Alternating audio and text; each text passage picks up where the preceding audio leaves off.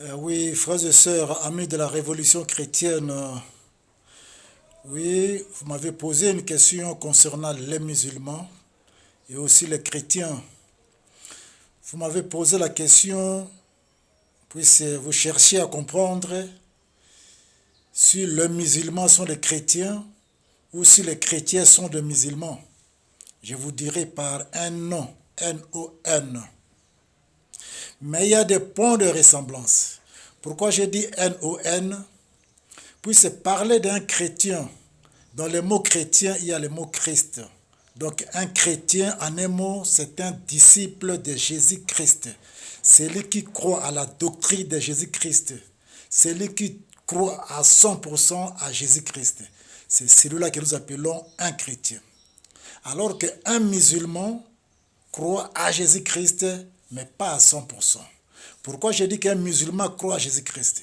Puisque dans l'air courant, il est recommandé à tout musulman de respecter, d'obéir et de croire à la parole enseignée par Jésus-Christ.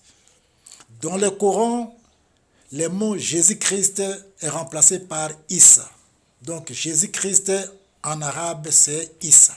Donc dans la Bible, dans le Coran, si vous voyez le mot Issa signifie Jésus-Christ. Alors que Mahomet, dans le Coran, il oblige à tout musulman d'avoir du respect, de l'obéissance envers Jésus-Christ. Mais qu'est-ce qui différencie les chrétiens de musulmans? Chez nous les chrétiens, nous utilisons la Bible. Et nous disons que la Bible est la parole inspirée de Dieu. Les musulmans utilisent le Coran. Chez les musulmans, le Coran, c'est la parole littérale, c'est-à-dire une parole dictée par Dieu pour que Mahomet puisse écrire. Une parole dictée, or dans la Bible, c'est la parole inspirée. La Bible parle de Jésus, les musulmans parlent de Issa. La Bible considère Jésus comme fils de Dieu d'abord et ensuite Dieu lui-même. Mais chez les musulmans, Jésus-Christ n'est pas considéré comme un fils de Dieu ni comme Dieu, mais il est considéré comme un prophète majeur. Je le souligne, prophète majeur. Quelqu'un qui est prophète, mais il est au-dessus de tout prophète. Voilà. Les musulmans acceptent que Jésus-Christ est né de la Vierge Marie. Je dis bien de la Vierge Marie. Et conçu selon la volonté de Dieu. C'est là il y a un point de ressemblance entre les chrétiens et les musulmans. Les chrétiens croient à la seconde venue de Jésus-Christ.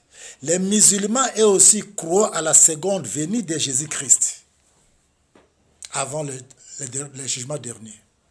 Voilà encore un autre point de ressemblance. Le musulman croit à un Dieu unique qu'ils appellent Allah. Nous aussi, nous croyons à un Dieu unique, mais qui a joué trois rôles. Le rôle du Père, du Fils et du Saint-Esprit. S'il faut encore ajouter, le musulman aussi croit à tout le miracle fait par Jésus. C'est dans le Coran. Il croit à ça. Les chrétiens aussi croient à tout le miracle de Jésus-Christ. Voilà quelques ressemblances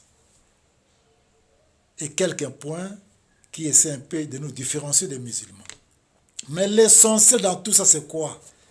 Le musulman croit à un seul Dieu, les chrétiens aussi croient à un seul Dieu. Et le Dieu des musulmans, c'est le même Dieu que nous, les chrétiens, nous utilisons. C'est le même Dieu.